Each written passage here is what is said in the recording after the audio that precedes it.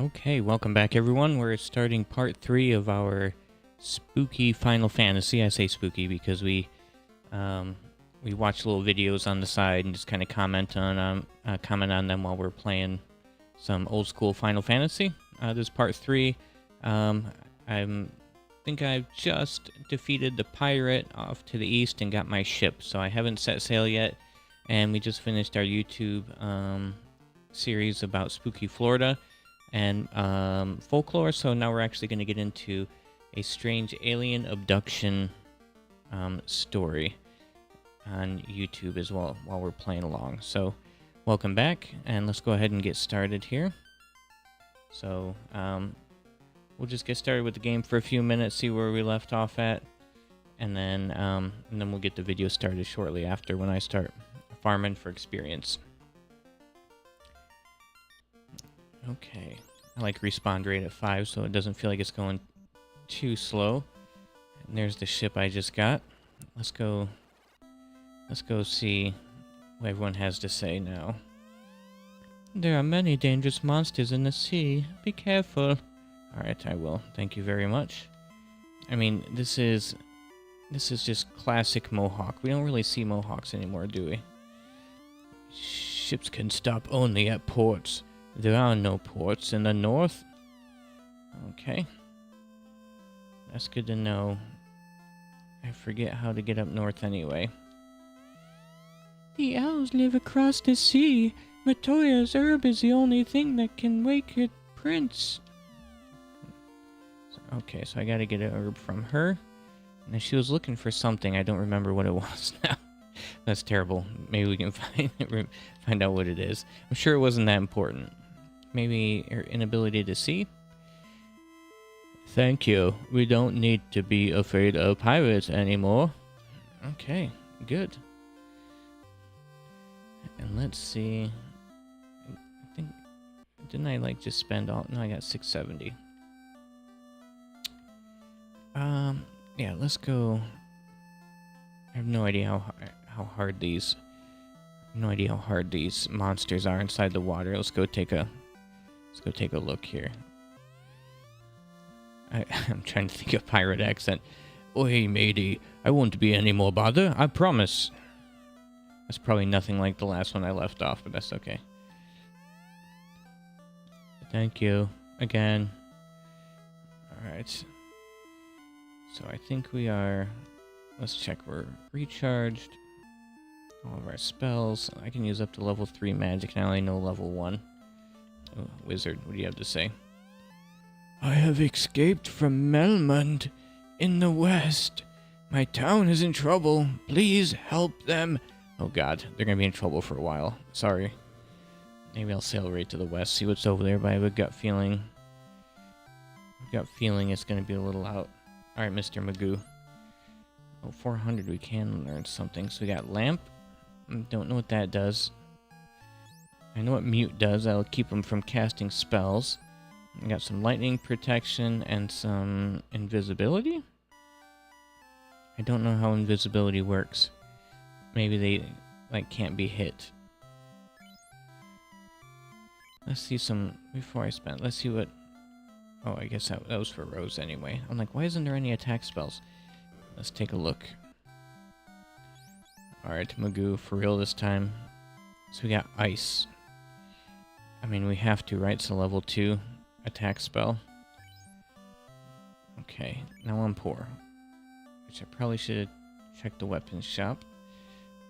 Let's see what my people are equipped with anyway. So we got scimitar, small dagger, iron hammer. Thor is still without his hammer. Okay, everyone's got gloves with the exception of Rose. Is there a reason I did not buy her gloves? Let's go take a look. We don't want her getting wiped out.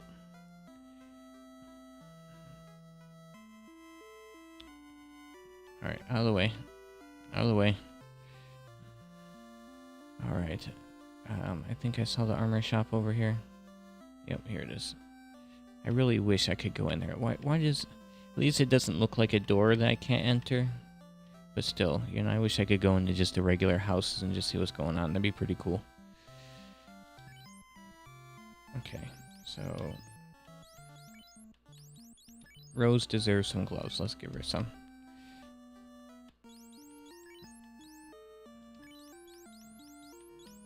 There we go. Let's go take a quick peek. I think I just bought the scimitars here. So I think we're okay to go. Let's... I think I need to get... Yeah, I think that's good. Let's go set sail and go see what's across the waters. Let's go west. Let's go to Melmond. See what's going on there. Alright. Here we go. Let's see. Classic music. And... I mean, I am quick now. This is crazy. The person... Okay. Sahags. Sags. We'll call them Sags just because it sounds hilarious. Oh god, I forgot about you, Locke. Alright, don't disappoint me this time. I bet you a lightning spell will just wipe these people. Oh, I can't use it on everyone? What about ice? No? Let's just fight. Same with you, Rose. Okay. Missed. What kind of damage do they do? 6? Ah, that's nothing. Oh my god, Locke. I cannot wait for you to get good. Okay, Rose. You have an excuse. Whoa, 39. So they got less than 39. Alright, let's try it again, Locke.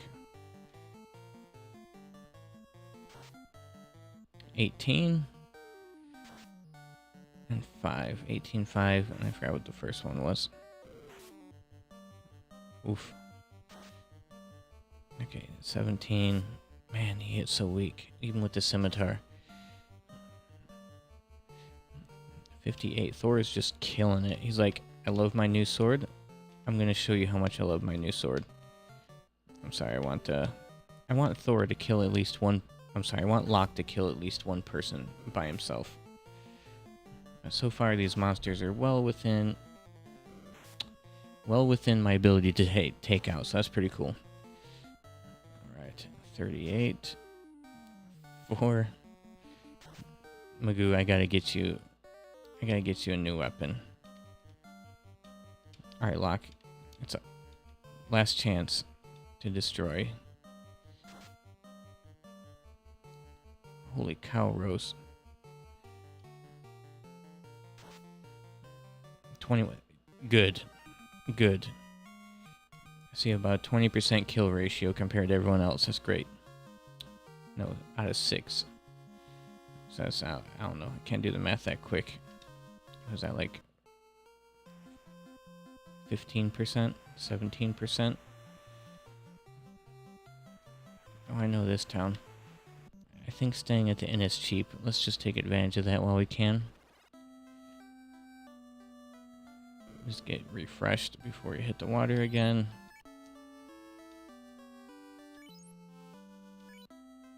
I mean, if I remember correctly, wherever, like, the further you get in the game, the inns just get more and more expensive. So I always try to, while I can, just hit the cheapest one possible. Look, times are tough. Even in this fantasy world, I forget what they call it. Okay, this isn't really the west, this is the north. Okay. Kaizoku's. Oof, that was a hard hit. Alright, it'll be 1 verse 3. Rose, that's 12. I have this weird feeling in my head, I swear. Okay. Feels like there's a bug on me, but there's not. Okay. Ooh, 48.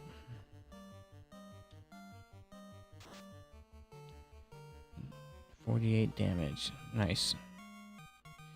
Monsters perish. 240 gold. Holy smokes. That's pretty good. Now, is this considered west?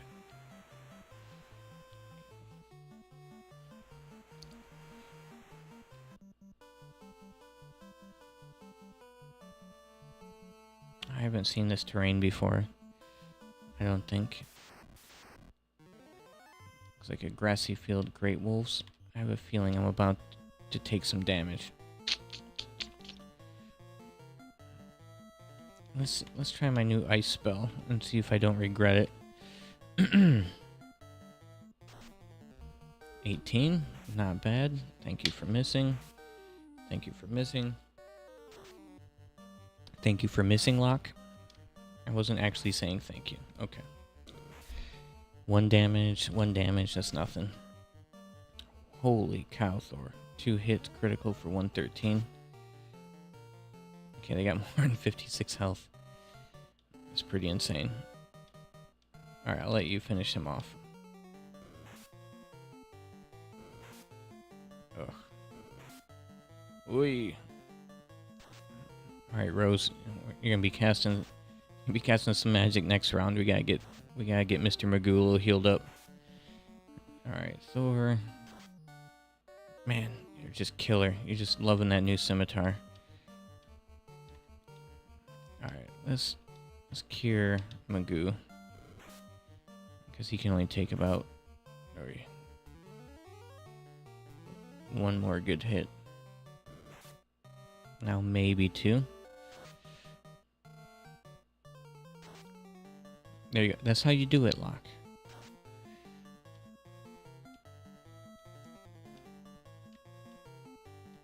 Alright, we'll split it up 50-50. Rose misses it. Locke misses it. Thor kills it, as usual. Mr. Magoo's just swinging it. Holy smokes.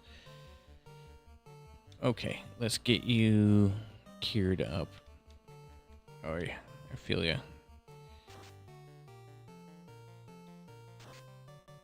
Oh, nice. To get some revenge. Okay, nice cure. It looks like they do about 30 health on the cure. Okay, 116, 110 gold. I forget, does this tell me for level up? So 756. I feel like I'm not supposed to be here. You ever get that sinking feeling? I can't remember if I can cure poison or not. I think I bought a bunch of potions. Alright, take him out. Let's not find out. Nice. Thor, you just... I bet 4 fighters would just dominate. But it'd be very expensive with the, with the armor. Okay. So what's the point of that? Maybe I have to go south. I should have put a little more cure on Rose, but that's okay. I love how the mages are first to hit. Oh, Locke, there you go. That's what I'm talking about. Locke does not like his snakes. Get a little bit of gold. Alright. Let's head south. Cut through here. Oh, there's a cave. Do I risk... Okay, well, we're gonna find out if I have a way to cure poison or not.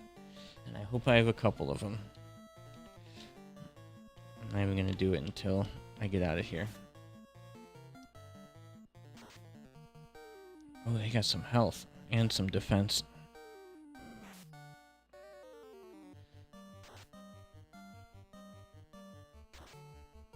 Oh my god, 9 damage. Now I know everyone's like, oh, the thief is trash.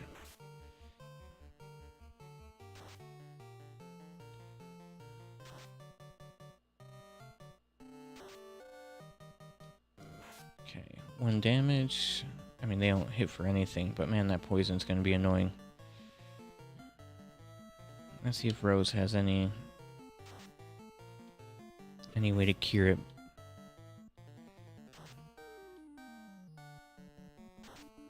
Man, this is taking forever for 2 monsters. There you go. I love how they're standing up, they're cheering, and then they're like, oh yeah, I'm sick. Oh yeah, that's right, I'm in excruciating pain. I know that's hurting my people, but I have to check out my wizard. Man, he's cool. Okay, let's get him healed up before they die. Magic Rose. No. Oh, no. Is it pure? Oh, thank goodness. Okay. I only got 2 more. I want to leave Magoo in the front just because he looks so cool. Okay. Do I go in here? Let's go in there. Okay, so this is Happy Town music, even though it looks very dangerous in here. I think these... Hooray! I agree. Hooray. I didn't die. Dwarves can see in the dark. Well, apparently so can humans, because I can see just fine down here. I'm looking for the floater. I'll bet with it I could float anything. Yeah. I mean, that one's too easy for the toilet humor. That sound, Narek is digging a canal. Just Narek? What are you guys doing? Go help Narek. The O bracelet can protect you, like armor. Oh, cool. Good to know. Man, these guys are full of good info. I cannot tell them one from another. Did you meet Smith, our blacksmith? Not real creative with the name, but I'd love to meet him. With the crystal, even the blind can see. Astos stole it from Matoya. That's right, we need the crystal. And where is this Astos? This must be the blacksmith. For the Light Warriors, I will make a truly legendary sword. However, my supplies of adamant is exhausted. I'm guessing that's adamantium. I can't remember if that's trademark. Adamantium, trademark. The earth is rotting slowly from the west. This is as far west as we go.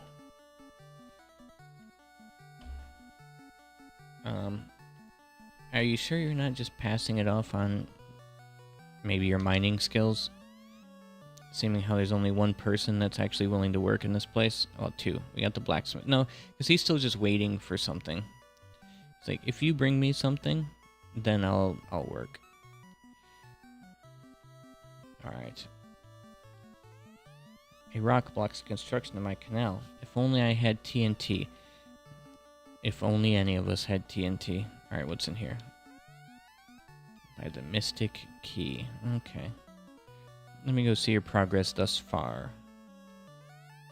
Nothing here. Nothing here. You are a liar, Narek. There is nothing. There are no rocks. Shame on you. Alright. Let's... That might be... Oh, this looks like a secret. It's not. It's just a big circle. Okay.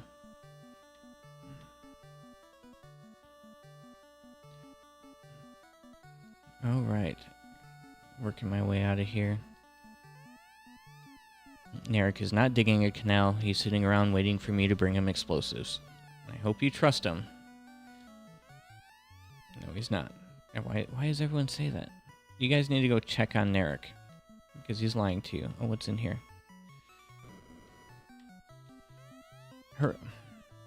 Hooray. Is it... for what? Is it... Because you can just identify... How do they know I'm the Light Warriors and not just some random guy? With the crystal, even the blind can see. Astos stole it from Matoya. I found 575 gold. I'm just going to rob this dwarf right in front of him. Nearly... Yeah, exactly 1,000. I just stole 1,000 gold from you. 1,000. Is this the town that he was talking about? It doesn't seem like it's in trouble.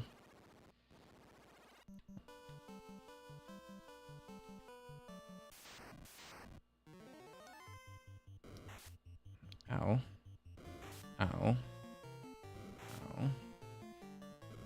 Ow. Whoa. That hit hard. Oh, I can't remember. Let's take out the ogre, because if I remember correctly, those things hit harder than heck. And let's cast ice on one of these creeps. And just in case the ice doesn't kill him, maybe that'll be enough. 9 damage. Holy no!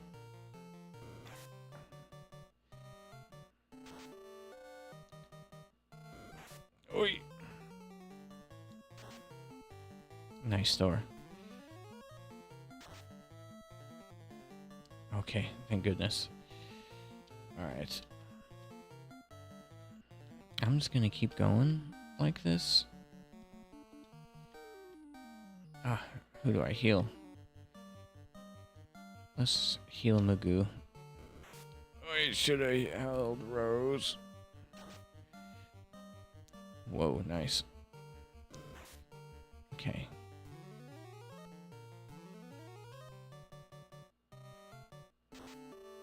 Okay, down to 1. Alright. This is way too close for comfort. These are like, in the first section, I may not be as leveled up as I thought.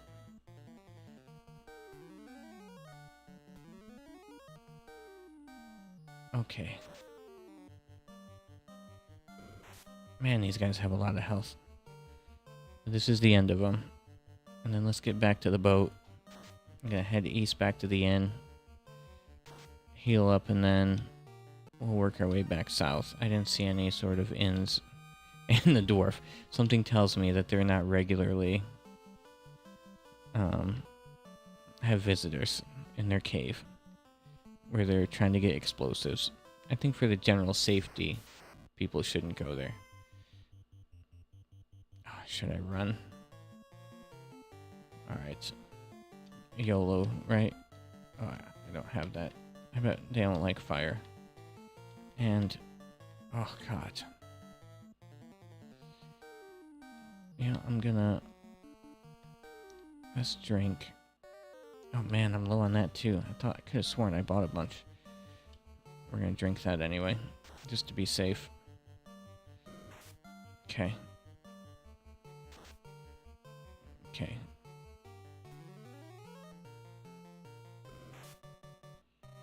Ooh, Locke is getting weak himself.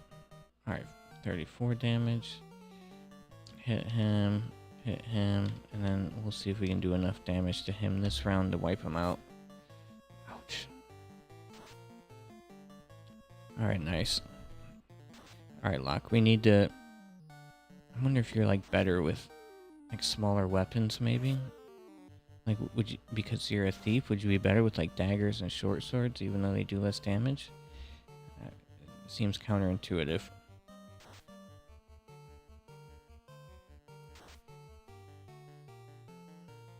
Alright, Magoo, you can take him out. Nice job.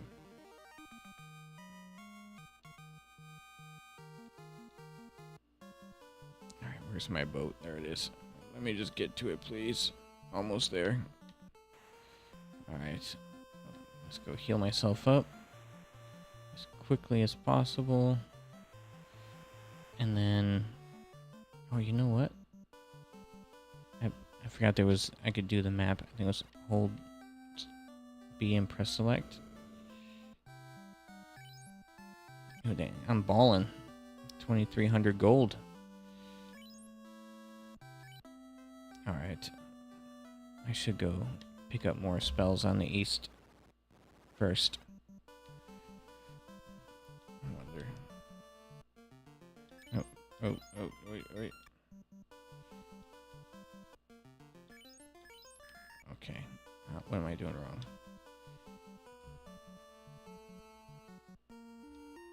Okay.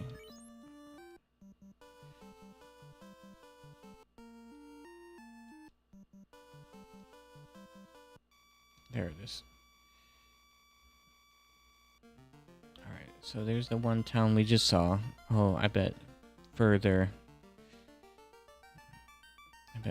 west. I don't know if you can see my mouse on the screen. No. It looks like further west. There's more towns. Maybe that's where that one guy came from. Let's see. Let's go back, pick up my level 2 spells. Oh, a shark and a red one. I have a feeling that shark's gonna hit hard. And I feel like that red sag is not. Whoa, he has a lot of health. Okay. It's hard to tell if he hits hard when he hits my walking hunk of armor. I'm gonna send both of them on the shark again. Man, they must have over 100 health. Maybe about 120.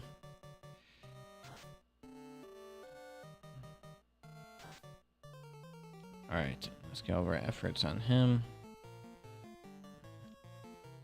I wonder if sharks' bellies are full of treasure. Let's see how much gold they give me. Whoa, he hits kind of hard. Harder than the shark.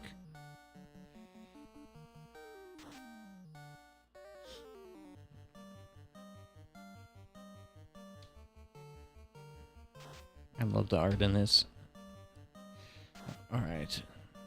38 critical damage. Monsters perished. Oh, nice amount of gold. Alright, let's see. And then... here we go. Let's go get our... let's go get our spells. I think we need... if there's an option of a heal too. Alright, let's see. That'd be nice. Alright, Rose. Let's do 4, 8, 12, 24. Man, it's gonna wipe me out. Let's mute in case we come across someone with some nasty magic casting.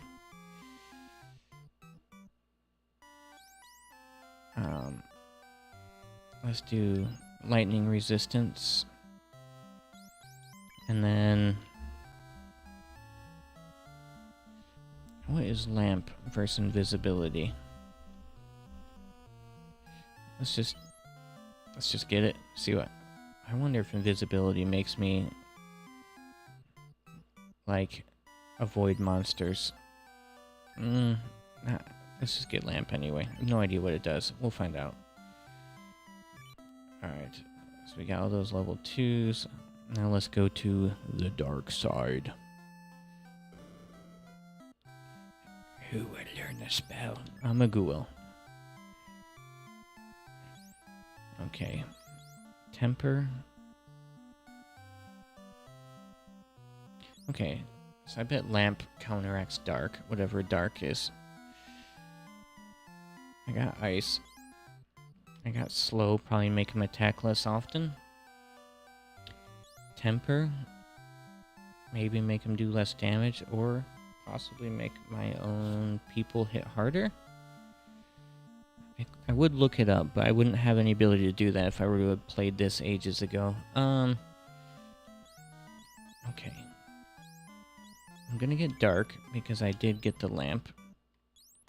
And I feel like I need to be able to do both. I feel like slow would make him hit less. And temper, I'm not sure. Let's just get it, because we don't know, right? I'll make it more fun anyway. Alright, that's it. We're poor. Let's see. Actually, I'm pretty much done with this town. Let's see what the next town has for weapons and armor before I dump any remaining funds that I have, that I've stolen from the dwarves. I feel like I need to get like some sort of hammer or pickaxe. That way at least I'm kind of, you know, maybe the dwarf was using that money for a pickaxe. Alright. Alright, let's see what temper does. Okay, so it does cast it on our own party members. Cast it on Thor. Lamp does too. Oh, I just clicked mute and it hit everyone with it. Weapon stronger. Alright, I was right. I was thinking it's like when you temper a sword, that's when you heat it up to when it's red and then cool it off, I think, and then it hardens it. Tempering the steel, I think. Oh, but I didn't see how much damage he did because I was too excited that I was right. I feel like I have to cast this every single round on Locke because he's useless. Let's cast Dark. Okay.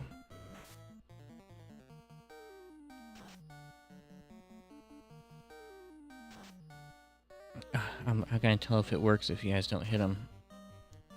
Darkness. Darkness. Maybe that'll make them miss more, which apparently not. I wonder how long like these status effects work.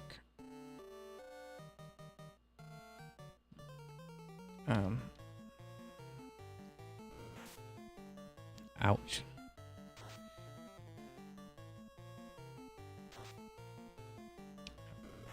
I want to see Thor do some damage. So I was right, the shark does hit hard.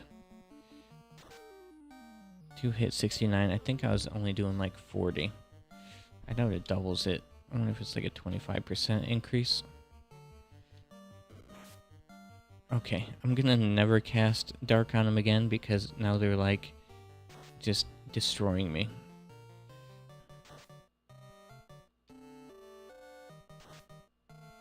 My Godlock.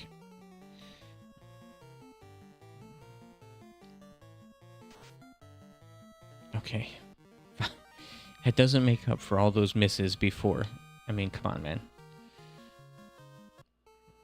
Alright. Let's hold B and select.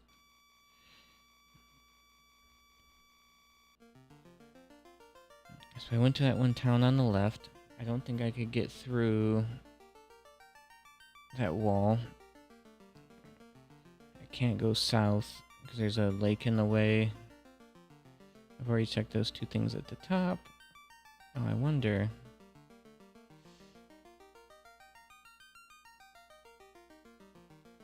I should have checked if I could get anywhere in that mountain range. But that's okay. It looks like. So either there's something on the left with that flashing dot or that big dot at the bottom. Let's go to the bottom. Let's go to the big dot. Let's see what that's about. Sorry that your town's in trouble. But you guys are going to have to wait.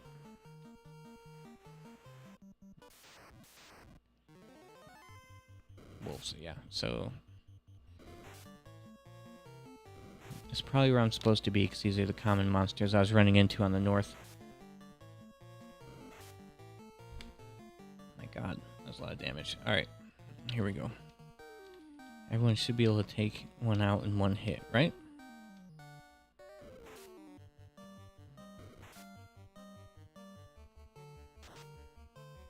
Okay, good. Well, I'll give my black mage a pass. It's not really his forte.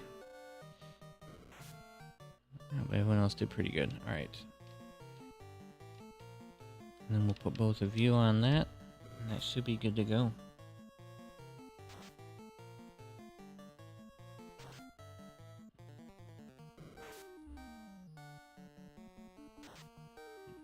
Man, Thor is just killing it. He really likes the scimitars. I don't know, is it the weapon that's letting him hit twice, or is it his level? I wonder.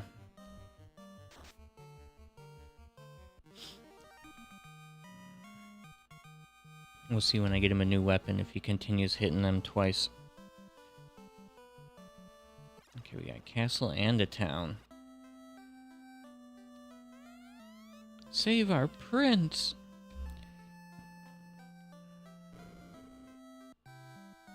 Welcome. So we got nunchucks. Okay. Is that a large dagger? Large short sword? An iron staff? Silver sword. Oh, I want that.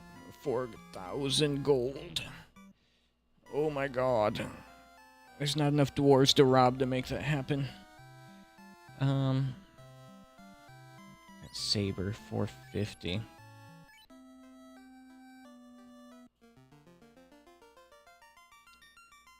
Let's see. What are you guys equipped with? Scimitars. Wait, were the sabers available up there? Yeah, let's go large dagger. Magoo. And let's buy an iron staff for Rose and hope that that benefits her. And let's see if maybe, why do I keep doing that all of a sudden? Let's see if Magoo can carry it. Let's see if Locke can carry it, I meant to say. Okay. Magoo. Damage 7.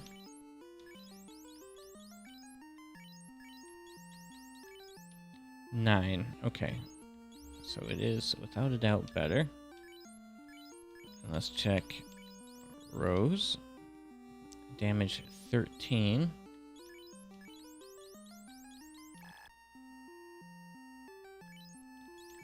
Okay, who uses the iron staff if not maybe a red one? Oh, don't tell me I just wasted my money. Oh. Okay, let's see. Something tells me that's a downgrade. Okay, 22 damage.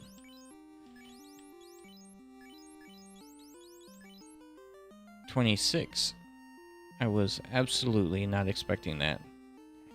Okay, hit percent 22.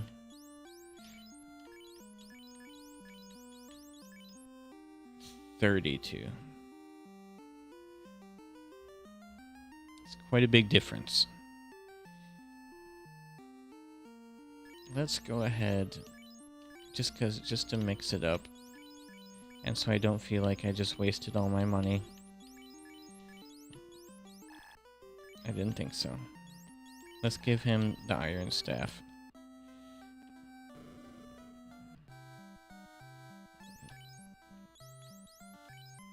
And we're gonna sell his scimitar. 200, so it's worth 400.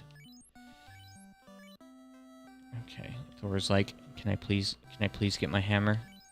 Can I please? That's literally, I'm Thor. I'm supposed to have a hammer. All right. Oh, you know what? Let's see if.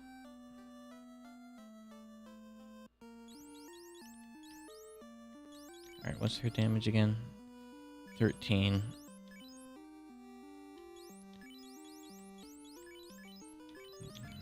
Can she use a large dagger? No. Okay.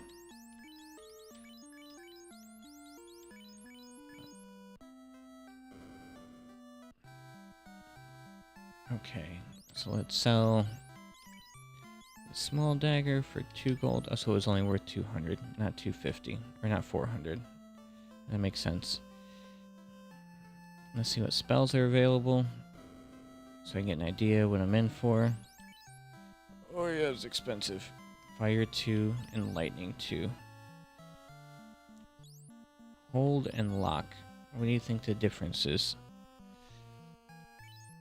They sound the same, but I bet lock 2... Do I have lock 1? No, I have sleep.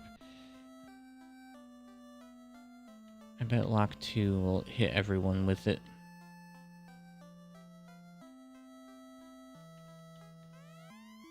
The prince must wake soon, or the dark elf will dominate. Okay. The dark elf will dominate. Oh, that's expensive. But I bet the magic users can use it because it's a bracelet. I bet, although that's cheaper, it's probably better than that. Caps and wooden. That might be worth it. I can't remember if my crew has that. Whoops. Can't remember if my crew has that. Cap. Okay. Let's see if everyone can use a cap. Okay, so I can buy 3 more caps.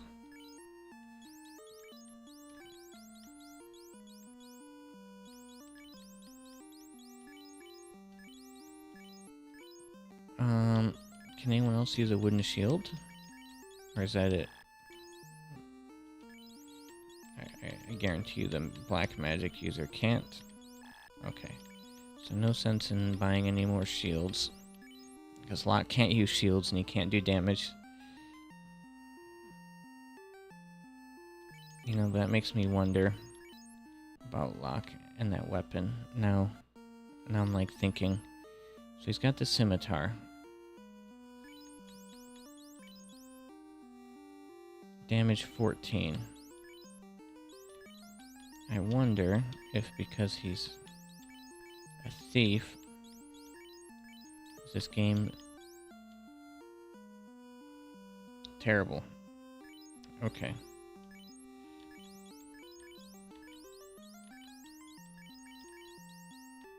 Okay, so that's where we're at. So no more wooden shields, no caps needed. Wooden helmet?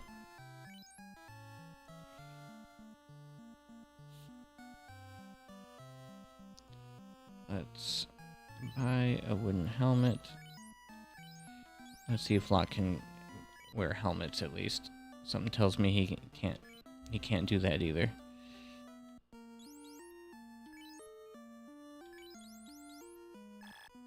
No. And I bet no one else can either. I feel like Locke... I mean, look, he can wear wooden armor. But you can't wear a wooden helmet. Okay. Okay, so...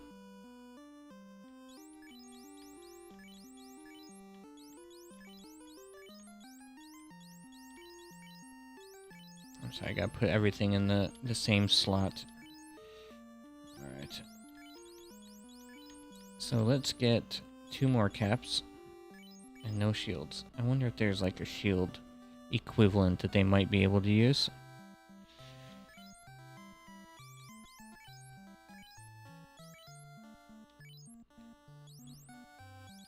Oi.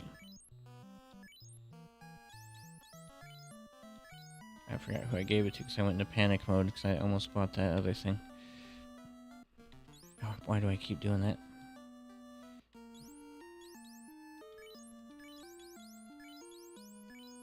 Okay. So we are about as armored up as we can get. Let's have a rest. Actually, let's wander around the town a little bit more, see if we can find anything cool. Or something that might help us. The prince must awake soon, or the power of the dark elf will dominate. Okay. I need to buy 1 more pure. Soft is $800.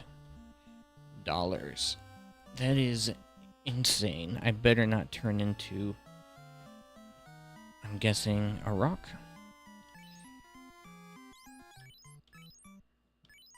Alright, we're gonna buy 1 more heal. I got $5. Probably should have went to the inn first. That's okay. Let's go. Let's head up here. Wait. Wasn't there already black magic shops over there?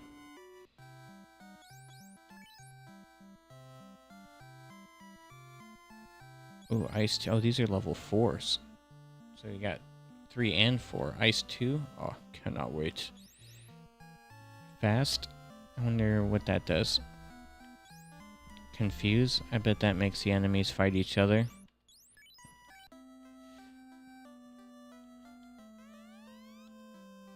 The Prince Elf, my awake soon.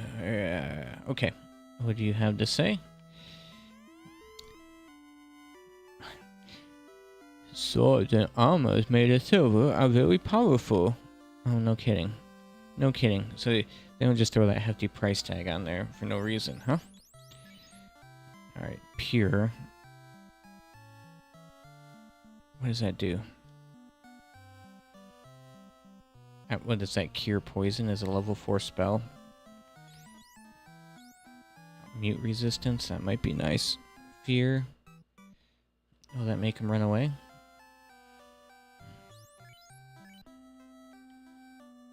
Okay, so I know what I'm getting myself into, and that's a lot of spending.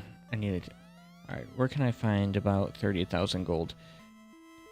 Long ago, I wandered to the northwest. I found an ancient castle that was so spooky, I left immediately. I don't know why I became an old man. Okay. This looks like a secret. This looks like a secret. This looks like a oh, graveyard.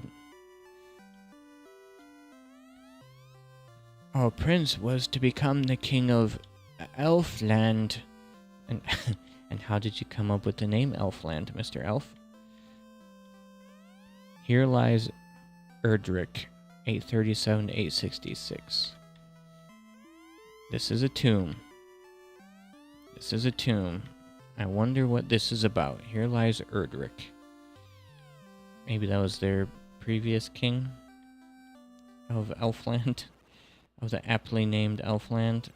Let's go see what's up in the castle.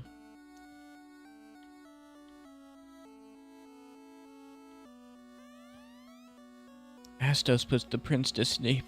Please, save him. What he said. Okay. Without warning, Astos attacked our castle.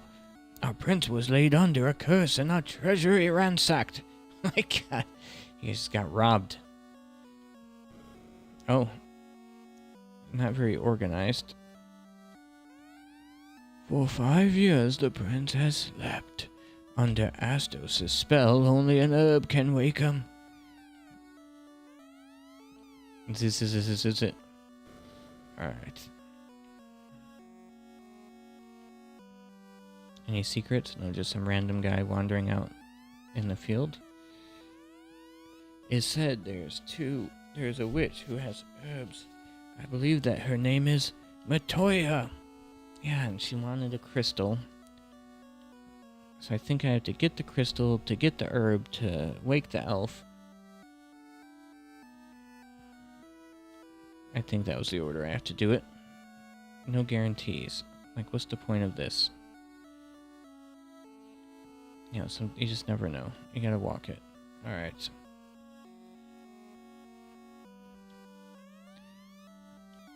Yes, I told you, or my friend did. We got robbed.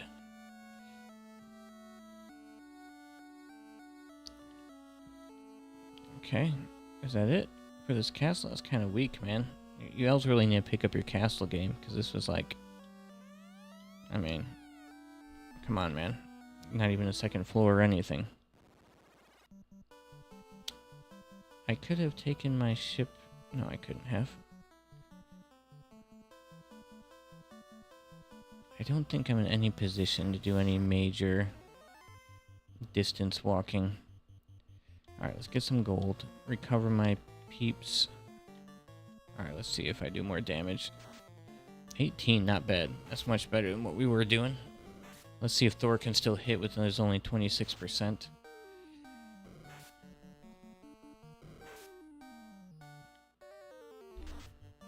$66. Nice. And he's still alive. 38 damage. Rose is like, that's fine that you're not going to give me a new weapon, but I'm going to murk him anyway.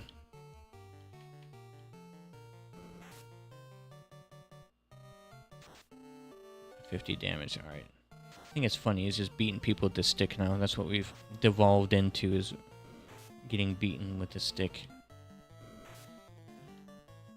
Yeah, I think I'm going to just farm around for a little bit. Let's pop the video on. Let's get through this fight to see if I even survive. Yeah. Like, should I burn him? Yes. No. I changed my mind. But I can cure him.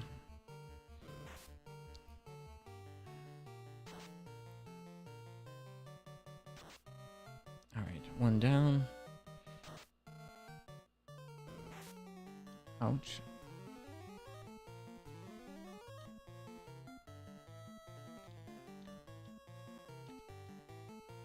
Alright, once I wipe these guys out, we'll flip over to this video. Alright, good. I like how the scimitar is green. I think it's pretty cool looking. Okay, only 72 gold for that. Why do I feel like I'm weaker all of a sudden? Alright. Turn that down. Let's see here. Let's get this going here. Alright, so this is... what's the title of this video? The Official Alien Interview, Matilda McElroy, Part 1. This is by Area 52 on YouTube, as you can see by his pretty cool intro here. Alright, let's get it started. And I'm just going to kind of walk around, farm a little bit. 2011, I'm driving to my apartment from my girlfriend's parents' house. Me and my girlfriend are on our way home. She starts screaming. Next thing I know, I'm looking at a bright orange thing punching its way into the atmosphere. I say to myself in my head, that's got to be a meteor. It aero brakes to a stop 1,000 meters above my head.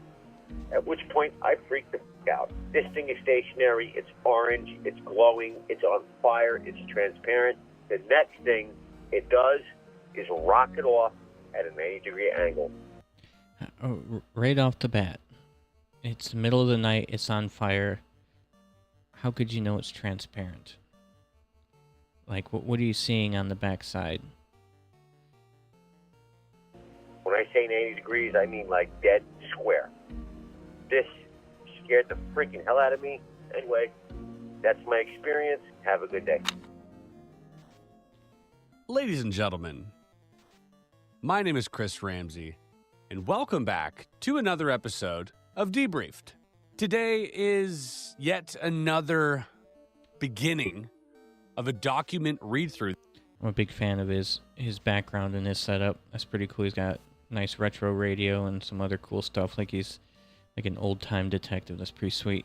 This document, however, is fascinating. I'm completely enamored by this story.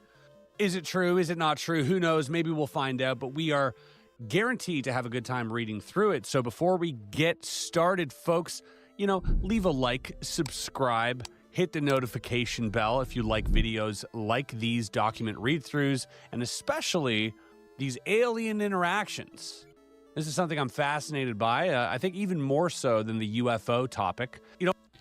I think so too, because, to me, there would be, you say, I've seen a UFO. I've read through quite a bit of Project Blue Book, a lot of different ones from there. And a lot of them are just, I seen a fireball, which is what they would call a meteorite. But, when you're like, I've been abducted by aliens, I mean, now you're learning, it's a whole lot more to it. I'm not, I'm very skeptical of people being abducted by aliens, but the idea of it is just fascinating. Because what if, right? What if it is true? Always feels good to have great guests in the skiff and learn from these amazingly, talented individuals and individuals with interesting backgrounds and stories and history. But every now and then, I gotta tell you, there is nothing I enjoy more than sitting here with some questionable documents, a cup of joe, and you guys. Also, hats are back in stock. I know a lot of you have been asking about the black snapbacks and the trucker hats. Those are back in stock. We're trying to replenish the store, but you guys keep buying everything up. So, I don't know what they look like. I bet they're pretty sweet, though. Oh, not a bad problem to have. But yeah, we restocked some hats until the next collection drops. So feel free to head over to area52.shop to check those out. And right before we begin, a quick word from our sponsors.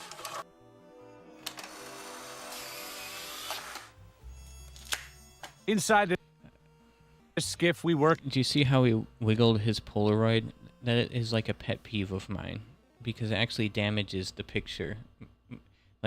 It's not wet, so when you're shaking it, you're not trying to dry it off. It's a chemical reaction. So if you just take the picture and gently set it down, you'll get a better image. If you wiggle it like he did, it can kind of break the chemicals at the bottom of it, or mix the chemicals before they finish doing what they're doing under the plastic, and you get white lines and stuff at the bottom. So I don't know why people wave it. I don't know where that started, but man, drives me nuts. Work in a world built on prevention. We don't wait for leaks to happen. We don't wait for breaches. We plan ahead.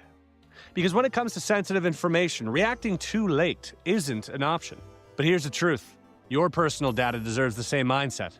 Data brokers are constantly collecting and selling your details, even if no breach has happened yet. And once that data's out there, guess what? Well, it's almost impossible to pull back. Yep. That's why I use Incogni. You see, Incogni doesn't just clean up the past, it actively reduces your future risk. With one authorization, they reach out to dozens, sometimes hundreds of data brokers, and force them to delete your private information. Legally, efficiently, and quietly. The fewer hands your data passes through, the less chance it ends up where it shouldn't. Go to incogni.com/area52 and use code area52 to... I assume that's only for the legal data brokers, not the ones who are nefarious. You know, I mean, there's some of them that gather your information legally. You know, do you accept the cookies and what we're going to do with the cookies and what websites you go to, and they're skimming that information and selling it to try to target advertise you. But there's other ones who are just straight stealing stuff from you, and you're like, can you please not? They're going to be like, sure. Okay. To get 60% off your annual plan. We secure the future inside the skiff. It's time to secure yours too. All right, folks, we paid the bills. This transcript is an excerpt from a book published by Lawrence R. Spencer, who has sadly passed a few years ago. So I would highly, highly encourage all of those watching, if you want to get the full story, as I will not be reading the entire book, please head over to the website. I've linked it below. Purchase it for yourself to support, his estate or his family, and have a look for yourself, and so you don't miss any of the details. So in the first chapter, Lawrence recounts his contact with Miss McElroy, a woman who claimed to have ties to the 1947 Roswell incident in New Mexico. She said she refused to discuss it because her life depended on it, and once in 1988, Lawrence was able to allegedly speak to this lady on the phone. This is when she lived in Glasgow, Montana. He later received a handwritten letter from her in Ireland referencing his book. But when he tried to contact her at the return address, the homeowner informed him that Mrs. McElroy and her husband had recently deceased and were buried locally. However, despite this, he could not find any official records of her existence under any name. So did she give a pseudonym to, the landlord and to Lawrence Spencer? Quite possible. But it does lead us to suspect that either this is made up or the government simply, erased her identity as part of the cover-up. Your guess is as good as mine, but that is where we begin. August 12th in 2007, this is the letter from Mrs. McElroy. Dear Lawrence, I am typing this letter to you on my old Underwood typewriter that I bought after I was discharged from the Army. Somehow, it seems like a fitting contrast to the subject of this letter and the documents you will find enclosed in the envelope. The last time I spoke to you was about 8 years ago. During your brief telephone interview with me, you asked me to assist you with the research of the Oz Factors book you were writing because you suspected that I might know something that would help your investigation into the possibility that extraterrestrial beings may have influenced the history of Earth. Yeah, I love way to say it so casually. Oh, extraterrestrials have, influenced the history of the Earth. No big deal. I might have some info. Maybe not. No big deal. By the way, there's a new movie playing. Seems interesting. I just it's super casual. Hilarious. When we spoke, I told you that I did not have any information that I could share with you about anything. Okay, pause.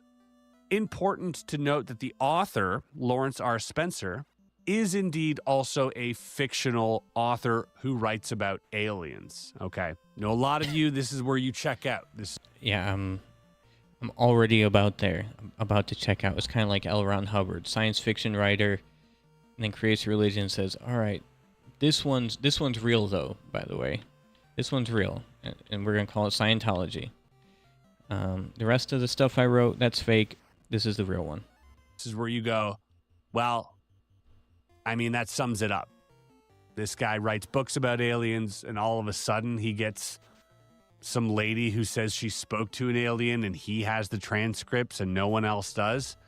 But I guess at the same time, if you're someone who's writing about aliens and you have someone who is abducted by aliens, they might reach out.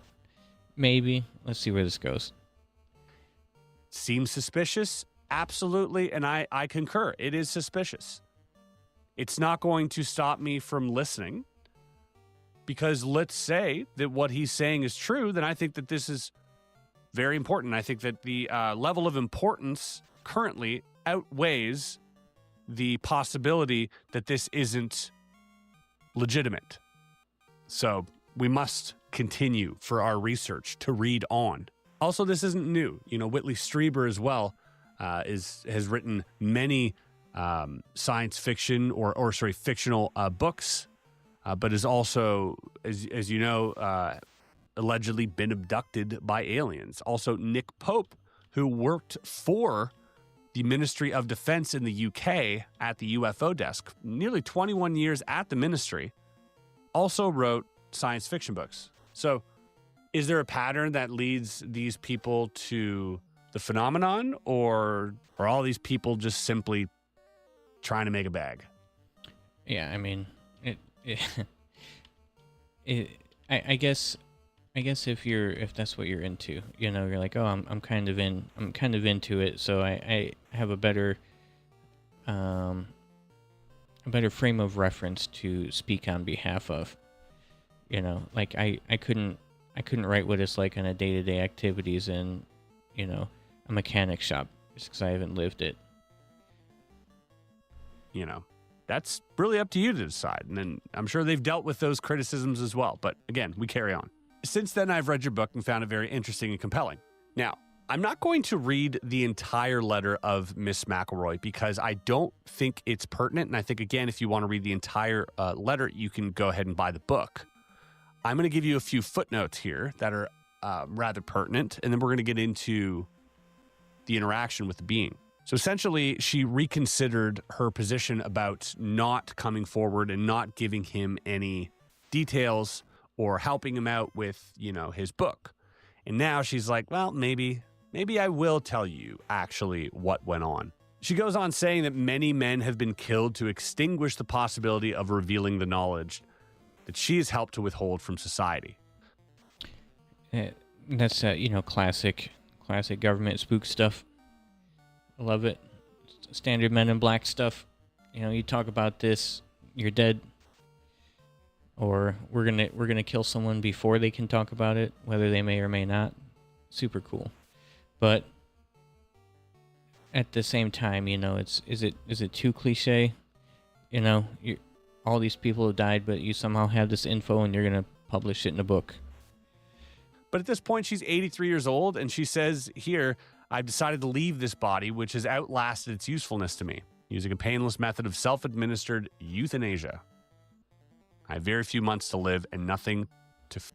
So I guess this is a little more PG than I realized. So I guess fair warning, there might be some sensitive topics. Fear or lose. And she goes on talking about fairy mounds and hills of Terra and the Great Mound, like the pyramids. And all of this actually ends up relating back to her relationship with the extraterrestrial and the information that was provided to her. So very fascinating stuff. But here's the reason why she comes forward with this. She says, the crystal clear perspective of hindsight has revealed a higher purpose to me, assisting the survival of the planet, all living beings, and life forms in our galaxy. The status quo of our government establishment has been to protect the people from knowledge of such matters. In fact, the only protection afforded by ignorance and secrecy is to hide the private agenda of those in power to enslave others, and by doing so, to disarm every perceived enemy and ally through superstition and stupidity. Well, that's kind of offensive, but this still kind of reads like just like a standard conspiracy theorist. I mean, I guess how would you tell the difference? I guess it would be the content of what she's doing. But, as soon as people are like, I have all the information, everyone else is crazy. Okay, if you say so. Them's fighting words, Matilda. Matilda's had enough. That's offensive. Now, I'm entrusting these documents to your discretion to impart to the world in any form or matter you see fit. My only request is that you do so in a way that will not threaten your own life or well-being, if possible. If you were to incorporate these notes of my experience into a work of fiction... Oh, so I guess this is the alleged private conversation between the two of them. Just very dramatic for just a private conversation. such as a novel, the factual nature of the material could be easily dismissed or discredited by agency for whom national security is used as a personal shield against scrutiny and justice. In so doing, you could disavow any knowledge of their true origin and claim that it is fictitious work of your imagination. Whoever said that truth is stranger than fiction was right as rain. For most people, all of this will be unbelievable. Unfortunately, beliefs are not a reliable criteria for reality. Yeah, once again, this is very convenient. You know, if you publish it in a book, like all your other science fiction books, and they come to kill you, you can be like, oh, it's science fiction. I'm still very, very skeptical that this woman even exists, first of all. And secondly, she would be trying to get people to, you know, put it in a novel to help cover that person. It seems too convenient. I agree with that. Well said. I disagree. Just because you believe something does not make it so. Well, that's All right, let's true get too. to the meat and bones here. As you know, 1947, July, the Roswell Army Airfield issued a press release stating that personnel from the field's 509th Bomb Group had recovered a crashed flying disc from a ranch near Roswell, New Mexico. If you look on the map, it's not even like near. Roswell's like the biggest city it's nearby, but there's a city north of it that's even closer to where it crashed. It's like way in the middle of nowhere. I drove by the area, and I went to Roswell once, and it was interesting to go to, but it's about 2 blocks wide is what it felt like driving through it. But the crash site is on this farm, like 40 minutes or something north of Roswell, like on a just desolate road. Sparking intense media interest, to say the least. Later that same day, the commanding general of the 8th Air Force stated that Major Jesse Marcel, who was involved with the original recovery of the debris, had recovered only tattered remnants of a weather balloon. The true facts of the incident have been suppressed by the United States government since then. Now, we know this to be true because Jesse Marcel also came forward later in his life prior to his death, stating that, yeah, there was a cover-up, and the materials that they had were not the weather balloon stuff. And he was told to basically pose with this ridiculous, balsa wood and weather balloon debris. All I could do is keep a mouth shut. And General Ramey is the one who told the newspapers what it was and forget about it. Yeah, so this picture here, like they put, this isn't the stuff that he found. They put a bunch of stuff on the ground and said, all right, we're going to pose with the picture near all this stuff that is not actually what was found at Roswell. I mean, it get really, Roswell is like full-blown cover-up stuff. Really weird. It was nothing more than a weather observation balloon. Of course, which we both knew differently. She goes on to say that she was enlisted in the U.S. Army Air Force, Women's U.S. Army Air Force Medical Corps, which was a part of the U.S. Army back then, and she was assigned to the 509th Bomb Group as a flight nurse at the time of the incident. When the news that there had been a crash was received at the base, I was asked to accompany Mr. Cavett, the counterintelligence officer, to the crash site as the driver of his vehicle, and to render any needed emergency medical assistance to any survivors if necessary. Therefore, I briefly witnessed the wreckage of an alien spacecraft, as well as the remains of several alien personnel aboard the craft who were already dead. When we arrived, I learned that one of the personnel on board of the craft had survived the crash. And this is something that's come up, by the way, in UFO lore, that some people say, oh no, all the bodies were dead, and then other people say, no, there was a single survivor. And this... Yeah, it's super weird. Like, we're talking about aliens here, so which one is it? That's a pretty big detail to get wrong. Well, there was aliens. One of them was alive. Are you sure? You look kind of dead to me. I guess how would you even tell, right? I guess if he's moving, but how else would you tell? This is about that sole survivor. So this being was conscious and apparently uninjured. The conscious alien was similar in appearance, but not the same as the others. Huh. None of the other personnel present could communicate with the survivor, as the being did not communicate verbally or by any recognizable signs. However, while I examined the patient for injuries, I immediately detected and understood that the alien being was attempting to communicate with me by mental images or telepathic thought. This is, once again, you know, like, how would you know? Yeah, this is, you're starting, it's like, it's so frustrating. So you have this unknown thing. First of all, you have an alien that crashed. And then, so you have this big mystery. You have the UFO, and then you have the alien. And then it's communicating you, and you can see images in your head. So now you have another question. And then you think it's telepathic thoughts. So now you have another question. So you're just stacking up all these things that are like so unbelievable right on the outset before you even like establish that you have any sort of credible evidence that these aliens or UFOs are, you know, that your story is even believable yet. Which projected directly from the mind of the being. I immediately reported this phenomenon to Mr. Cavett, as no other person present could perceive these thoughts, and the alien seemed able and willing to communicate with me. It was decided, after a brief consultation with a senior officer, that I would accompany the surviving alien back to the base. Can you imagine being a nurse? First of all right, there's a wreckage, there's something, whoa, what is that being? Boom, boom, boom. All of a sudden you're getting images in your head, flashes of messages, seeing this body, seeing this being alive, and you're like, what the heck is going on? And imagine Lawrence R. Spencer, the author, reading this note, getting this letter and being like, holy cow. By the way, if anyone's out there who has a similar story, please send it my way. Figure out a way to get in contact with me, maybe through Discord, and I would happily read your letter as well.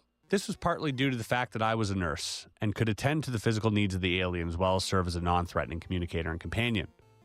So she was designated the companion to the alien. Being a nurse, she could be trusted to tend to the alien should it need. I mean, but what would you even look for? A heartbeat? How do you even know it has a heart? You know? Oh, it's bleeding. What is it even bleeding? What's in its blood? You know, you start getting into these, you know, it's just even like just the biological dangers of having something so foreign and escorting it and all this other stuff. You would think you would have like a hazmat team that, unlike any that has been seen before. I mean, granted, it was the 40s, right? But even then, you know, it's still like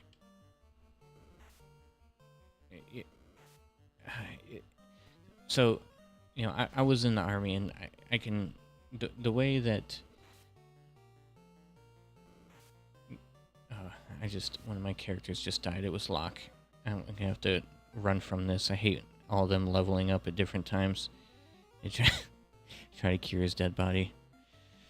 But yeah, so I was in the Army, and you know, I remember we were in the desert, and there's a tortoise that lives out in the Mojave Desert, and it's called a desert tortoise. Not real creative, but when we were doing like a training simulation, and all of a sudden someone found one of these desert tortoises. Now, if you take one of these desert tortoises and you pick them up and you turn them around, they essentially die.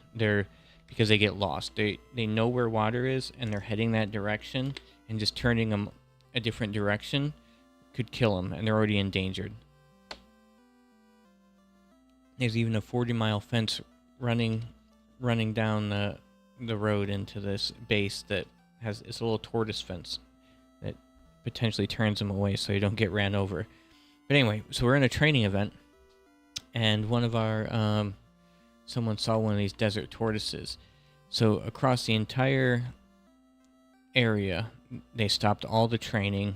Everyone was just had to sit there. They set a guard, some people to guard the tortoise to make sure it was okay. They flew in a Black Hawk helicopter, landed it, and then picked up the tortoise and transported it via helicopter to, I don't know, a veterinarian that handles desert tortoises before we could resume our operation. And this is something that we're completely knowledgeable about, right? Imagine if that was, and this was just training. Imagine if there's like a UFO from another planet has landed and it has crashed and we have a living creature here. You think there's gonna be like, oh hey, nurse, just escort him back. You just follow him. He'll be fine. Like, no way. Just no way. There would be, the size of the operation, whether they're trying to hide it or not, would be so massive.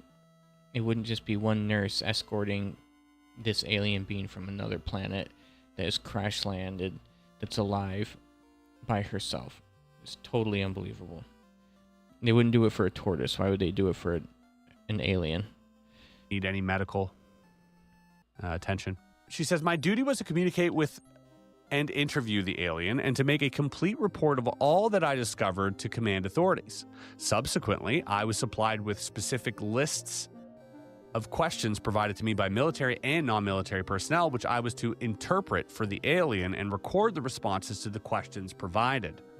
I also accompanied the alien at all times during medical testing and the many other examinations to which the alien was subjected by staff from numerous government agencies. You kind of just glossed over the whole thing, right? Oh, by the way, if they had questions, they just gave them to me because I was the one talking. No one else could talk to the alien with their magic alien mental pictures, but I could. So he trusted me with it all. And yeah, so sorry about everyone else's luck. Oh, and then later I just kind of went and did my own thing. As you can imagine, especially back then, yeah, there would be a lot of testing going on. Poor thing. She says, I was given a promotion in rank to Senior Master Sergeant to improve my security rating and to increase my pay grade from $54 a month to $138 a month. Wow. I don't know. Does the Air Force have Senior Master Sergeant? The Army doesn't. It goes from Master Sergeant to First Sergeant to Sergeant Major. Like, Master Sergeant's just a kind of like a placeholder for someone who should be a First Sergeant, but there's, they don't have one available, so they're taking a Sergeant First Class and making them a Master Sergeant. So, not real high rank for someone to be dealing with UFO, extraterrestrials, and all that other stuff. That's a big increase. For this very unusual assignment, I performed these duties from July 7th through to August 1947, at which time the alien died or departed the body, as you will read about in my notes. Although I was never left entirely alone with the alien, as there were always military personnel, intelligence agency people, and a variety of other officials present from time to time, I did have uninterrupted access to and communication with the alien being for nearly 6 weeks. It's a long time. Hereinafter is an interview and summary of my personal recollections of conversations, in quotes, with the alien craft pilot, whom I came to know by the identity of Airl. A-I-R-L, Airl. I feel that it is my duty at this time in the...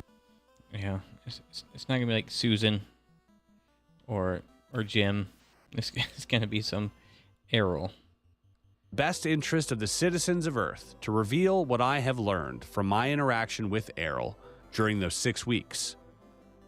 On the anniversary of her death or departure 60 years ago. Wow, her death. Okay, so according to Matilda, this is a female entity. Very interesting. Although I served as a nurse in the Army Air Force, I am not a pilot or technician. Further, I did not have any direct contact with the spacecraft or other materials recovered from the crash site at the time or thereafter. To that degree, it must be taken into consideration that my understanding of the communications I had with Errol are based on my own subjective ability to interpret the meaning of the thoughts and mental images I was able to perceive. So let's just say there was an extraterrestrial. I mean, how would you even determine that she is actually seeing the images and she's not just making it up? You know, I mean, but, you know, what if the alien is just sitting there like, why does she keep touching her temples while she's staring at me? You know, like, you know, maybe, you know, I hear them talking to, like, how do you know? And, you know, and she said she didn't have any contact with any of the UFO parts, but certainly if she was giving questions to ask him, it would be, hey, how does your spaceship defy gravity? You know, and I'm sure it could, you know, oh, here's a picture of it. What do you see? You know, a table of elements maybe. What does an atom look like? You know, I guess technically everything we perceive is in the form of images. I mean, even words on a page, right? Our eyes are processing it all. I guess, well, everything that we can visually see and read is perceived. I guess you're hearing and smelling too, but yeah, weird. Still very skeptical of this one, but let's keep listening to it because it's really strange. Fascinating. Our communications did not consist of spoken language. By the way, I'm picking up a fire too because I keep getting whooped when there's a group full of monsters. So I'm gonna dump some money into it now. I think fire 2. Whoops. I think fire 2 will really help with those bigger groups, just wiping them out. In the conventional sense, indeed, the body of the alien had no mouth through which to speak. Whoa. That's crazy and creepy. So we're not thinking Skinny Bob here. We're not thinking... there is an image, however. This is interesting. UAP Juan shared this a few days ago on his Twitter account. And these were apparently leaked images of alien... Sorry, is the best we got. No, it's not much.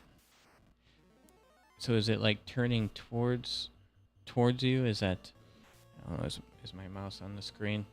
Like, is that one eye and one eye? Is nose and nose area, no mouth? Or is he like turned from the side where it's eye, nose, where the mouth hole would be, even with jaw muscles, even though it doesn't have a mouth to chew? And of course, oversized, classic oversized head. Some nice eyebrows. Alien beings. So creepy, by the way. All right, so do not look at this if you're easily creeped out, but these things are creepy as F. And you'll notice, and this is one thing I noticed, they do not perceive to have any mouths. And one of them... Yeah, so it looks like it's definitely side view, or I guess with his head slightly turned. Yeah. And he's apparently got a nice button-up shirt. Looking nice. Still don't know why he would have cheekbones and jaw muscles and a jawline. I mean, why wouldn't it just be straight down, you know? He's wearing like some type of cloak.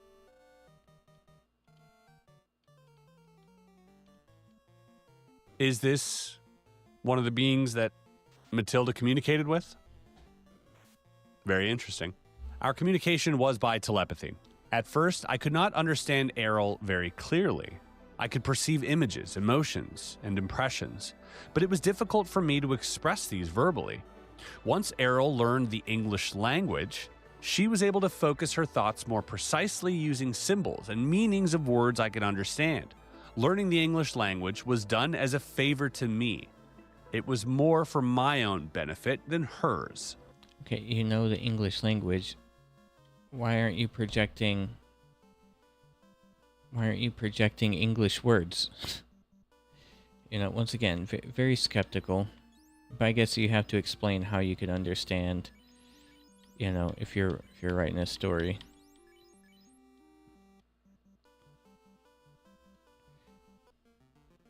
Whoa, we taught this alien English. Okay. By the end of our interview sessions, and increasingly since then, I've become more comfortable with telepathic communication. I've become more adept at understanding Errol's thoughts as though they are my own. Somehow, her thoughts become my thoughts. Her emotions are my emotions. However, this is limited by her willingness and intention to share her own personal universe with me. She is able to be selective about what communication I am allowed to receive from her. Likewise, her experience, training, education, relationships, and purpose are uniquely her own. Whoa. See, this is a really interesting thought for me because when we think about telepathy or we think about sharing some type of intelligent consciousness, we automatically assume that all thoughts are everybody's and everybody agrees and it's this hive mind sort of collective, when in reality, we do apparently transfer thought, but that doesn't really eliminate uniqueness somehow. Individuality still persists to a certain extent. Well, people definitely. Here's I got some spam. I'd love to team up for some matches. Matches of what? Yeah. Let me just go ahead and get rid of that one. Yeah, let's do Final Fantasy 1 matches. But yeah, there's definitely people that perceive things completely differently. I mean, just all you have to do is watch enough YouTube of people, getting in trouble like sovereign citizen stuff or flat earthers, and people do not think the same. I would be shocked if people can even interpret the world in the same way. It's bizarre.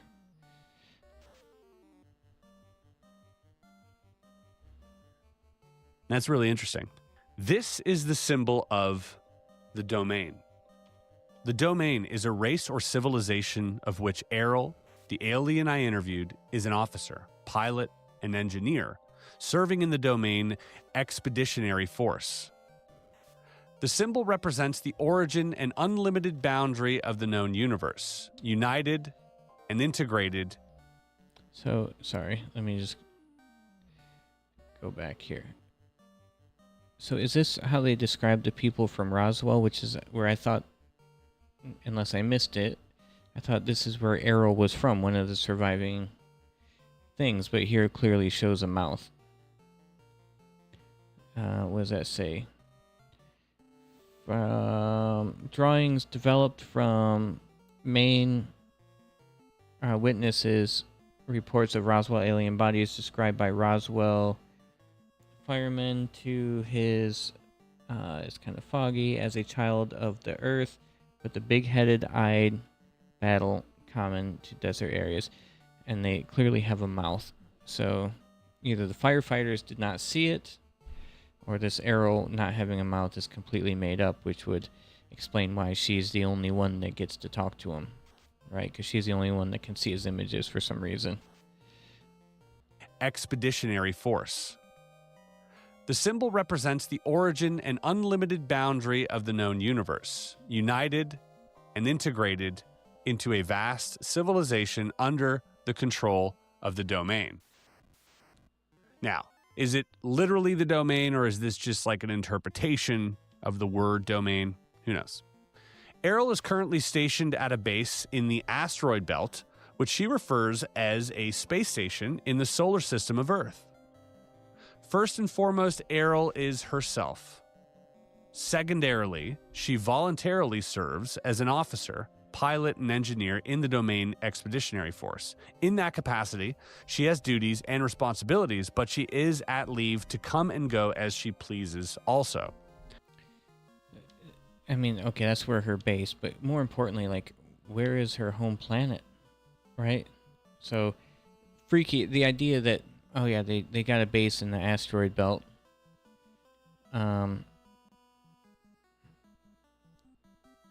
then Earth is, I guess, you would imagine that their planet would be further away, that you wouldn't have someone from further away travel by their own planet or home world and then to Earth. So you're talking somewhere between Mars and Jupiter is her base. So Jupiter and beyond is their homeworld.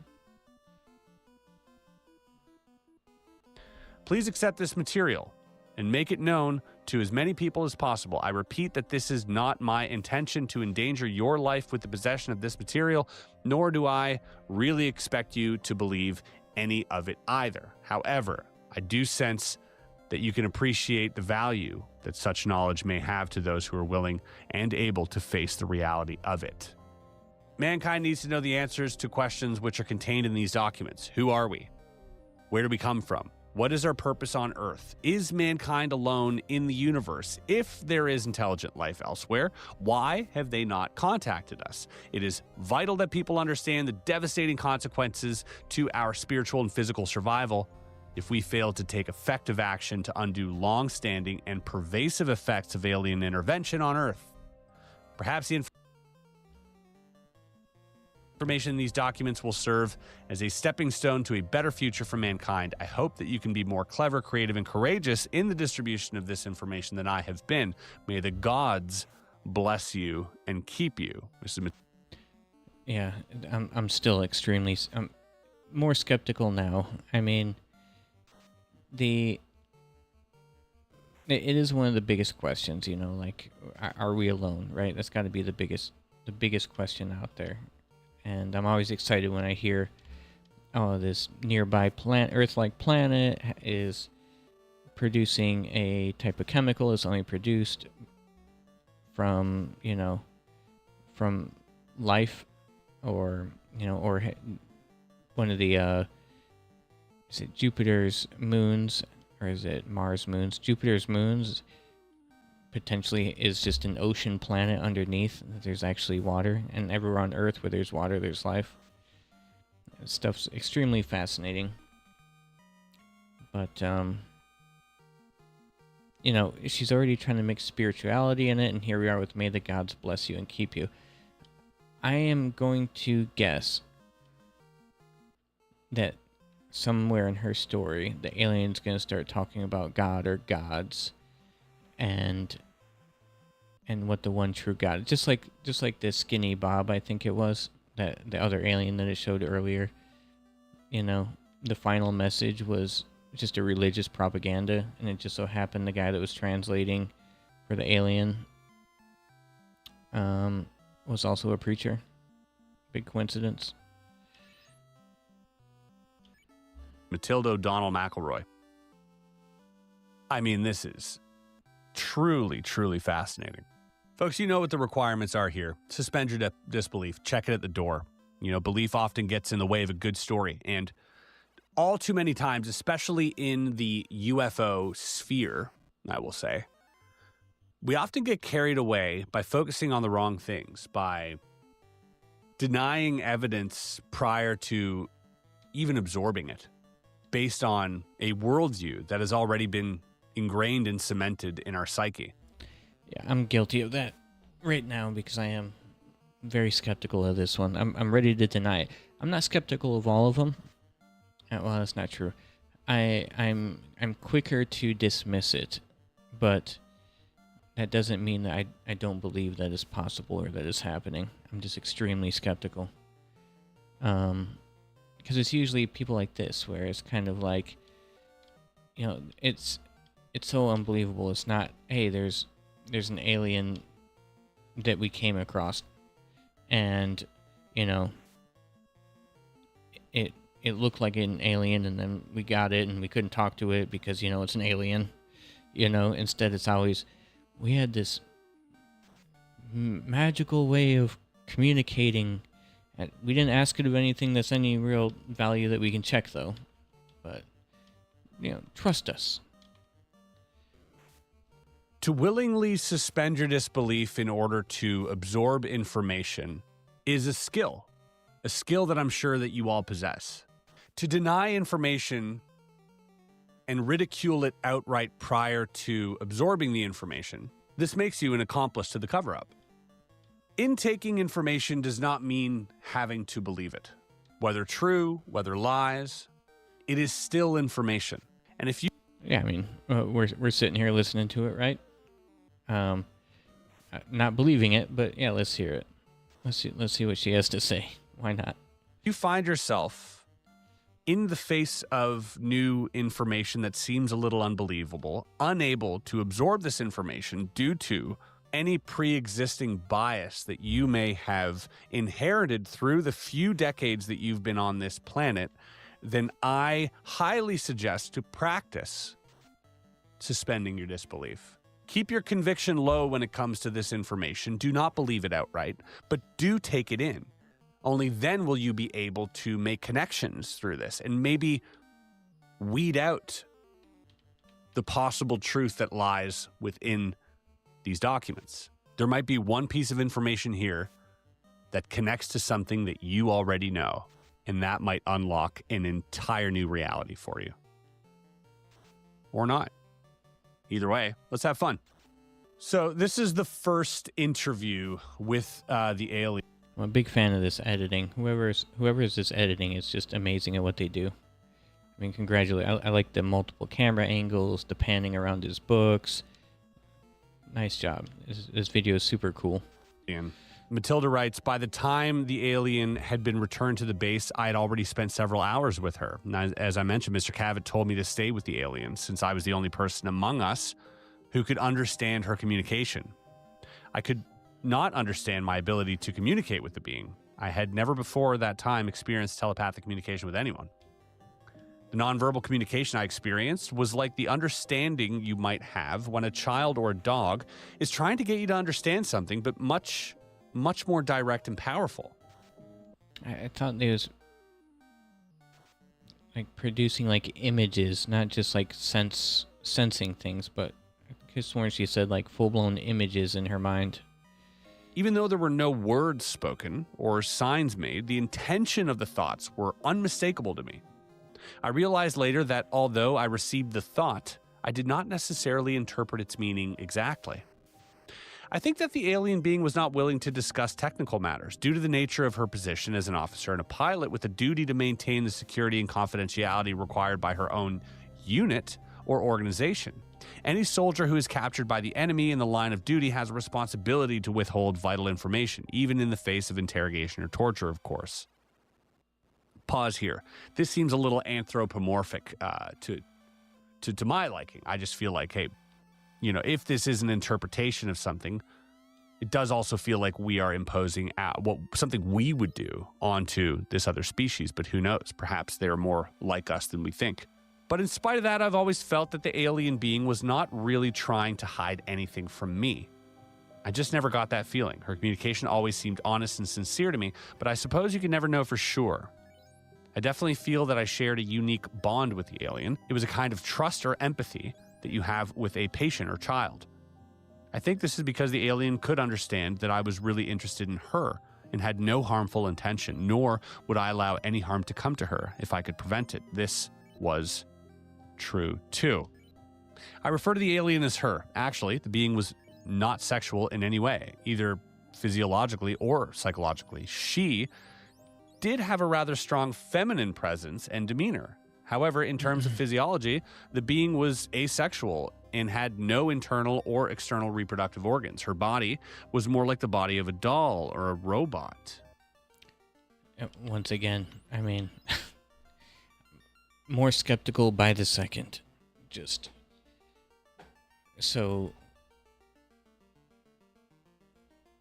I mean, I understand it's like another creature out there, right? Like, it could be anything.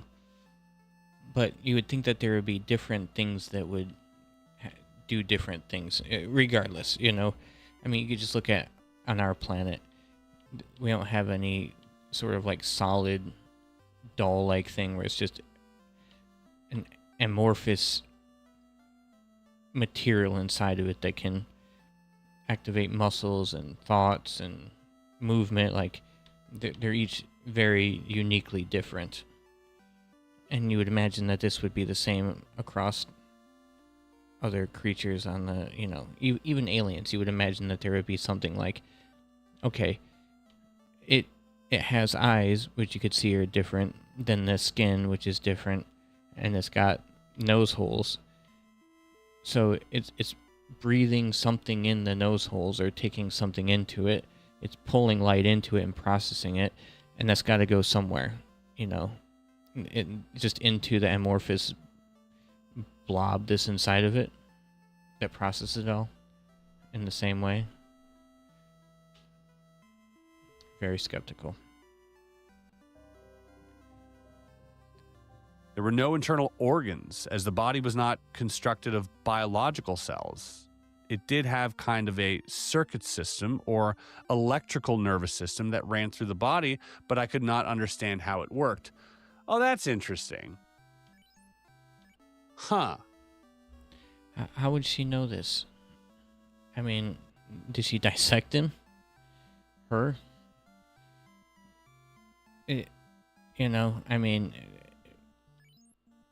Even if there's MRIs, why would she be privy to that information?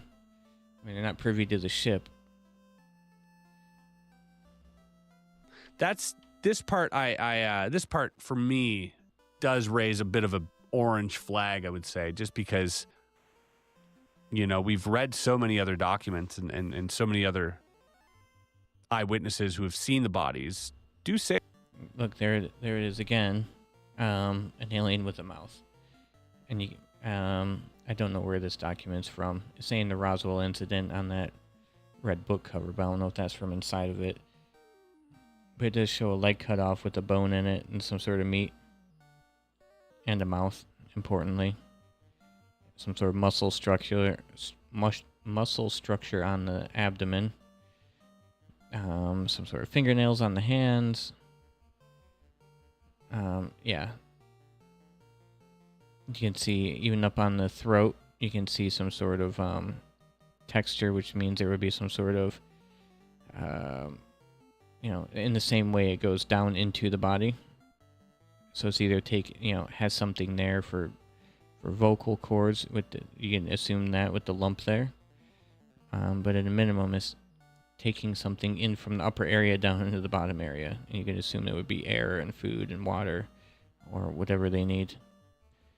But completely contradicting anything that Matilda is saying. Say that they were not, engineered, mechanical or otherwise electrical circuits, that they were flesh and bone. In stature and appearance, body was quite short and petite, around 40 inches tall. The head was disproportionately large relative to the arms, legs, and torso, which were thin. There were 3 fingers on each of the 2 hands and feet, which were somewhat prehensile. Okay, hold on. So we're talking about tridactyls here. Now, this does not comport with the aliens that were dissected by the EBO microbiologist at, whether it's Battelle or Fort Detrick, but this does bear some similarity to, I think, some of the original drawings of the beings at Roswell, and also the tridactyls that were discovered in Peru. However, those tridactyls were definitely not made of electrical circuits. I don't know how, but I am not familiar with those at all. I'm going to be doing some research soon, that's for sure. I understand that a space officer does not need these, as space has no atmosphere to conduct sound. Therefore, sound-related sensory organs are not built into the body, nor does the body need to consume food, hence the absence of a mouth. Okay. The eyes were quite large. I was never able to determine the exact degree of visual acuity of which the eyes were capable, but I observed that her sense of sight must have been extremely acute. I think the lenses of the eyes, which were very dark and opaque, may also have been able to detect waves of particles beyond the visual spectrum of light. How could you possibly know this? I suspect that this may have included the full range of electromagnetic spectrum, or more, but I do not know this for sure. As a little side note, there are footnotes present in this document. And again, these footnotes are, I think, rather important. But these footnotes are written by Lawrence R. Spencer in his book. So if you want to read those footnotes, again, pick up the book. You can get those footnotes. When the being looked at me, her gaze seemed to penetrate right through me, as though she had X-ray vision. I found this a little embarrassing at first, until I realized that she had no sexual intentions. In fact, is she projecting that she's looking through you? I don't think she'd ever had the thought that I was male or female. It's a strange comment. It became very obvious after a short time with the being that her body did not require oxygen, food, or water, or any of the external source of nutrition of energy. Okay. That might be the nail in the coffin for me. Because it's doing work without bringing energy in. It's just completely violating the laws of thermodynamics. Or there's so much energy created at the very beginning that created this alien, and that all it does is now releasing energy back into the environment, and then it's not taking any more. That's just constantly kicking out energy. Yeah, that's. But even then, you're going from like a small. I don't know if they grow up or if that's the normal size of them, but whatever energy that it's putting out, it's either getting more from somewhere else that it's using to do work, or in its creation, it was created with that amount of energy somehow built into it that it can then expend for however long they live, I guess. As I later learned, this being supplied her own energy, which animated and operated the body.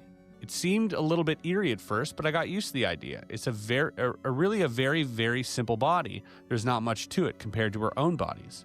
Errol explained to me that it was not mechanical, like a robot, nor was it biological. It is animated directly by her as a spiritual being. I told you, we're getting into the spiritual stuff. We'll see. Yeah, it's funny to think that, like, how do you project that as an image, but you can't project, like, oh, where's your home planet? What rocket are you on in the asteroid belt? No, it's going to be this vague stuff and probably some sort of message at the end of it. That's my current running theory. But we'll actually, where are we at in this? We'll let it play for about 40 more seconds and then we'll call it a night. That'll put us right at the 30-minute mark. This one's 1 hour and it looks like there's a part 2. That's 2.5 hours, I think. No, pardon me. That's a different video. We'll have to see what part 2 is. I'll have to take a look. Technically, from a medical standpoint, I would say that Errol's body could not even be called alive. Her doll body is not a biological life form with cells and so forth. It had smooth skin and covering, which was gray in color. The body was highly tolerant to changes in temperatures, atmospheric conditions, and pressure. The limbs were quite frail, without musculature. In space, there is no gravity, so very little muscle strength is needed. The body was used almost entirely on spacecraft or in low or no gravity environments. Since Earth had heavy gravity, the body was not able to walk around very well, as the legs were not really suited to that purpose. The feet and hands were quite flexible and agile, however. Okay, so it's a golem controlled by a spiritual force. It's some sort of construct, just being puppeteered by some spiritual being somewhere. This thing's getting more and more off the deep end. It's reading more and more like, dare I say it, a science fiction novel. Yeah, well, that'll be it for tonight. So, I hope you guys enjoyed. Oh, Sorry, I'm messing around here. So I hope you guys enjoyed tonight. That'll be it for tonight. And we'll pick back up on part 4. And we'll play the other half of this video while I farm out some more stuff. Because I'm still pretty weak in the game. And don't have much gold. So I'm just kind of walking in circles fighting guys so I don't get destroyed in the next area I'm going to. Because I'm still struggling. So we'll get both of those going next time. Until then, thanks so much for stopping by.